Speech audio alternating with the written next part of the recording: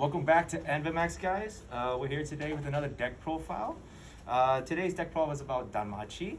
Danmachi has been out in JP for quite a while, for some few months now.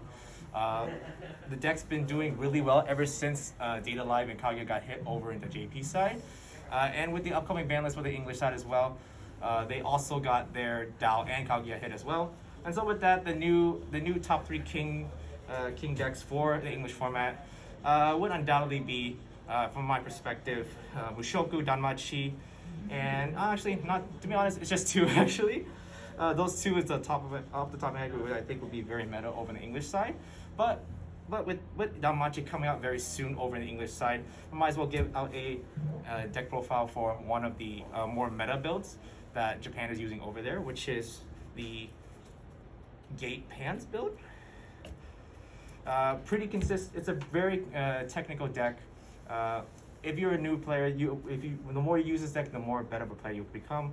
You'll learn how to read your deck state, your board state, and your hand state as well. With this deck, you have all the tools to be able to control that state to a certain degree, of course. But without further ado, let's get started. We're gonna start off with the 4 Hestias on play. Look up to 3 cards. If you can grab up to 1 event from those 3. If you do grab an event, you will have to pitch 1. And second effect is when this is placed on play, you can choose one of your opponent's characters. That character cannot move to another spot on the board. This card's a really great second turn play if you're going second. More than that, it stops a lot of runners. Stops your opponent from either. In this case, mostly just runners actually. And the on-play mill 3 effect is really good for deck speed and also helps you grab into your events for your level 1 turn. So yeah, very good card to start out with at at turn 2. Next, in the level 0 lineup would be these 4 bells. Effect is at the start of your opponent's attack phase, pay 1 clock self to bounce this and another character back to your hand. The second effect we will not get into because it requires a specific 2/1 bell, which you do not play.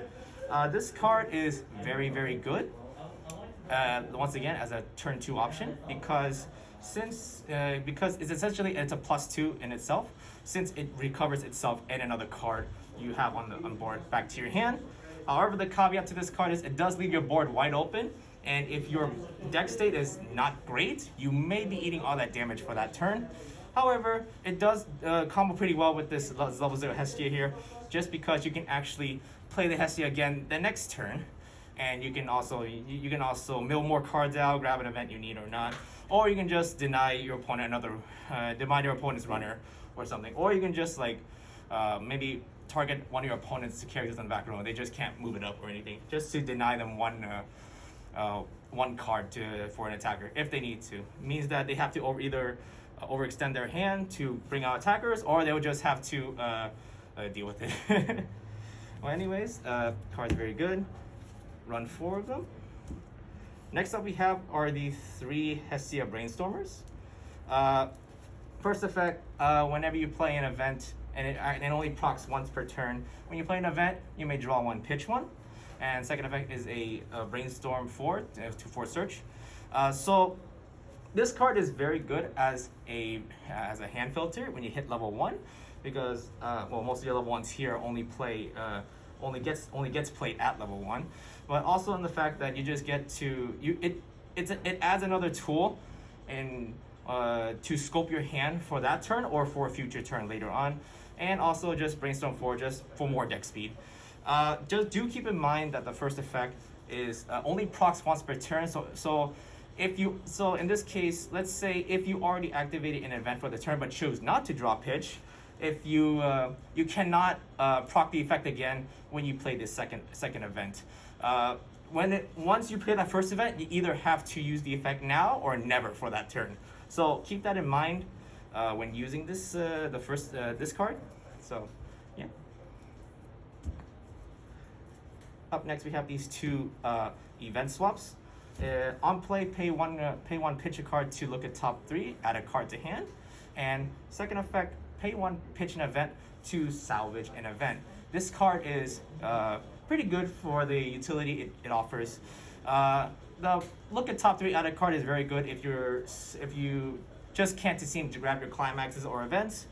And the level swap, let's say you have a dead event in hand that you don't want to use, but there is one in your waiting room. Yeah, speaks to yourself, and you just switch the events.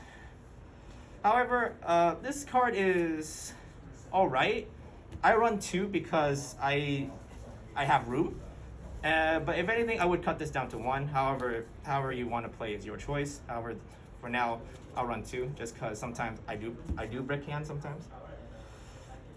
Next up, we have this level 0 bottom deck bomb. On play, pay one, pitch one to search for a character, and second effect is a bottom deck bomb. Card's really good. It combos well with this level 0 Hestia, especially against an opponent who runs runners in their deck. You basically just slap down the Hestia, deny that one card that you can't move, and then you just finish it off with this, or deny the runner by just crashing into this to send it to bottom deck to never see again. So yeah, it's a pretty neat tech to have. And honestly, the drop search is nice, just more hand filtering is all. We have the 1 climax swap. Self-explanatory here, 1 climax swap. You don't have a climax you need in hand, you just use this to switch it out with something you need in your waiting room. And second effect is on play level swap, color fix really. If you somehow don't have red at level 1 or something like that, you just use this to easily switch colors out, which is alright. It's a nice little utility to have, although I don't really use it much because you'll probably be getting the appropriate colors anyways. Last one, the level 0 Knight, we run this 1 level 0 Hestia promo. Rest Self gives someone 1k, and when you play an event, you can send this card to stock.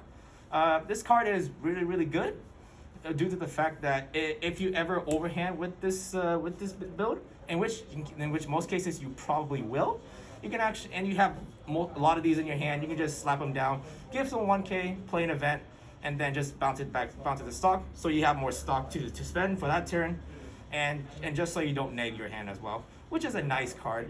This is the card I would bump up to 2 or 3 if I had more copies. However, this card is currently a $30 card in JP, so we only stick to 1 card.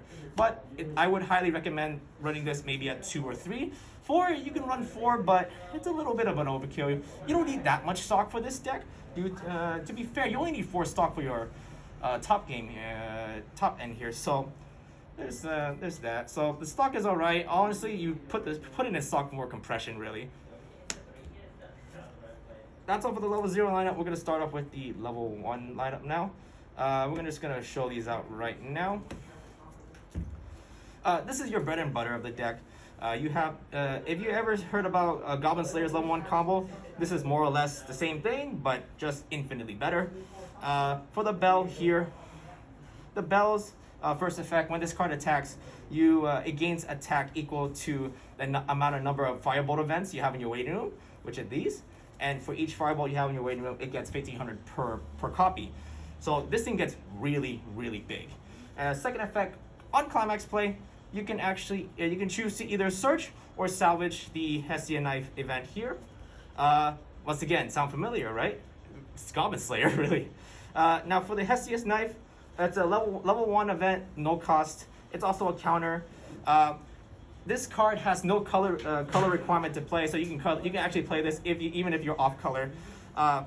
You cannot play this card unless you have either a Hestia or a Bell on board, and you cannot play this if you don't have a Bell on your side of the board during the counter step. So there are some caveats here to this card. However, if you have this in your hand, you most likely already have a Bell. Assuming you're at level 1 and already did the combo, you're always gonna have a Bell at level 1. So those conditions should not be much of a problem for that. But yeah, so basically, so when you play this card, look at the top 4, add a character to hand, and that's basically it. Your bread and butter of the deck. Mills up to 4 for deck speed. just mill, maybe for a risky mill just to see if you get closer to a cancel, or just mill so that way you compress. You don't eat 3 damage. Let's say you have like some cards clean in your deck, you can mill off those clean cards away and reset your deck state to set yourself up for a potential cancel. So yeah, lots of utility with this card. Then again, if you play Goblin Slayer, this is basically self-explanatory at this point. But yeah, good card to have, and honestly, probably one of the best best card combos, at least for a level 1 combo in this game. Next up, we have the this 1/0/1/0 here, and this 1/1 Rabbit Armor. For this card here, I like to showing these two together once again. It might be considered bread and butter, but it's not mostly required. If anything, you're actually gonna use this just to get over stuff. So this here. First effect, the first effect, it turns all your 1/1 Rabbit Armors into costless Rabbit Armor. So this 1/1 cost here, it just becomes a 1/0 cost, which is absolutely banger, just because you save yourself 1 stock. And also, the other effect is pay 1 rest self to look at top X, grab a level 1 card or higher. X is equal to the amount of number of Rabbit Armors in your waiting room plus 1. So good card to have. Good card to have just because like maybe you need to look for another event through your deck, or you may need to grab a level 3 combo or an early play, or you just want to mill off 5 if you do have 4 in your waiting room, or you just that's again. Well, otherwise, more deck speed, more utility. It's just good. It's just so bonkers. And another reason why this card is bonkers here is, I'm gonna get to that effect right now. 1/1 Rabbit Armor becomes so you can salvage 1 character from your waiting room and add it to hand, and give 4K to one of your own characters. This is the reason why this card is mostly the reason why this card here gets so freaking huge.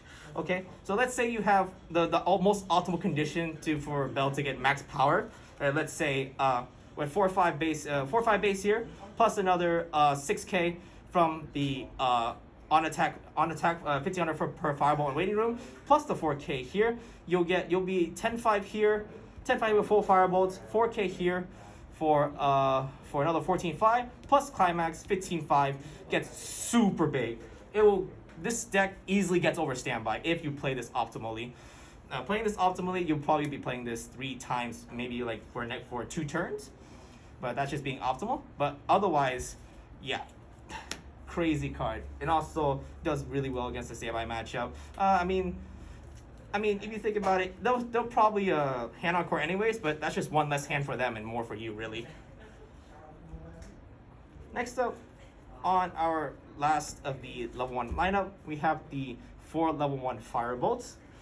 This card salvages based on the number of level 1 bells you have in your waiting room. So you salvage based on the level of based on the amount of copies you have of bells in your waiting room.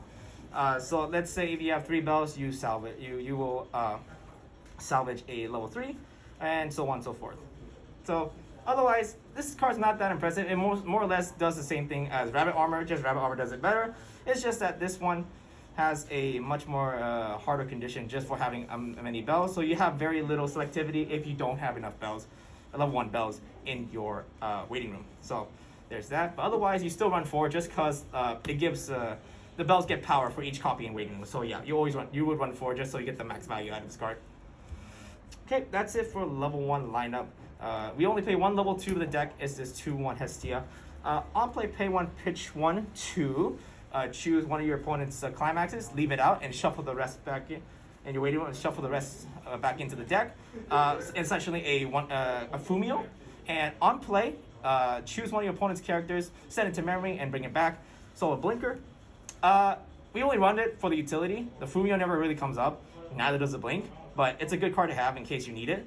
But other than that, there's not much to say about this. It's just there for utility. Okay, now we're heading into the level 3 lineup. We play the 3 level 3 bells. So this card gets 7/5 base. It is a 4 or more early play, and it is a heal 1 on play. So this card gains 1500 per marker it has, per marker underneath this card. And on attack, you can choose either up to one Hestia knife or another unnamed event, which I'm not going to name because you're not running it in this build, and leave it face up underneath this card as a marker. So it's just a standard early play plus 1 card compression. So it's a nice card to have. It's just kind of standard to have, really. However, it doesn't get really big because that is a trade-off of having a one card compression. But other than that, it's still really strong, just for the fact that it's just an early play heal. And also, like, it might be really good because then, let's say you're about to refresh into a no deck state, and you want to improve that your next deck state a little bit by just compressing yourself 1 card from your waiting room. That's why so that when you refresh, you have less cards in your deck for you to cancel more. So yeah, and it has to be this event in order to get the marker. So anyways, not much to explain about this, but it's a pretty nice card to have. You could play the other early play, which is the Hestia early play. However, it does require a Hestia Brainstorm to be in your clock, which is a much harder condition than having 4 more characters. And with how much hand you have with this deck, getting 4 more characters with this card is just play the game, really. Finally, on our level 3 lineup, we have the level 3 Hestias. So on play, pitch 1 to stock heal, and this card gains 500 per other. And this the finisher on climax play, which is the pants. When this card attacks, give 1 soul and ability on cancel burn 2 to any character, including herself. This card has got to be one of the more cost-efficient finishers I have seen in the recent meta, due to the fact that it doesn't cost stock to activate the climax combo. You only need herself and the climax, really. Also, since she is a stock heal, you can actually play three copies of her on board if you have 4 stock and at least 3 in clock, or 2 in clock actually, because you only need to heal off these 2, and then the last one will be just play 2. So you only need to have 2 in clock in order to play 3 for 4 stock. But other than that, it's soul value only for the fact that you just keep stacking soul to that 1 copy. Well, how I do it is I would have 3 copies of Hestia on board, and then so for every swing I get, I would always stack it all to the end here and stack it again to the end, and then like they either take or cancel. Usually they would cancel. However, that's not guaranteed. But then if they're in a bad, or they're like a neutral deck state, or they're slightly worse deck state, they'll probably take one of these. And then when you swing here, they either take 6 or 7 soul, or they eat 2 burn 2s if they cancel. So if anything, it's still a pretty good lethal range, especially if they just hit level 3. If they just hit level 3, or if they're close to hitting level 3, a good range. This is tri-fitting with these 3 gives good range. Unfortunately, there is a caveat to this. This card's extremely weak to money counter and rest counter. So plan your attacks accordingly. And if you are aware of a set that does run those, you may want to consider attack order and find a backup plan to this. But otherwise, this is a very good card to run, and also one of the more cost-efficient finishers, I would say, for this game. So, yeah. And finally, the 2 climaxes we have: the 4 pants and 4 gate. All right. And that is the end of this video. I hope you guys learned something today, and hope you enjoyed this video. This deck is bundles of fun, I gotta say. I've been wanting a Goblin Slayer deck for quite a while. However, I just never got around to it. But after finding one of these for very cheap, I just gotta have it. And when I played it, it was absolutely phenomenal to play. It just gets you out of really bad deck states. It puts you in good deck states, and if anything, it just sets everything. It's just so cheap to play with this. So it's a very good deck, I would say. Definitely worthy of that top 2 decks, or top 3 decks in JP, maybe top 2 decks over the English side. Definitely worthy of that mantle. So yeah, anyways, I hope you enjoyed. Please like and subscribe, and I'll see you guys in the next video. Peace.